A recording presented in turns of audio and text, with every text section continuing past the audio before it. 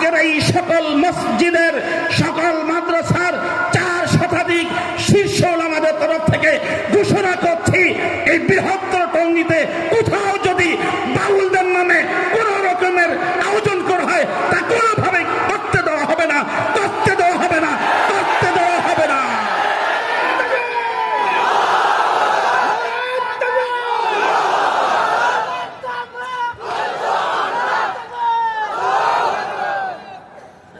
সারা দেশে ওলামায়ে কেরাম সোচ্চার হয়েছেন, এই জারিয়ার পালা গানের নামে ইসলাম বিকৃতি চলবে না।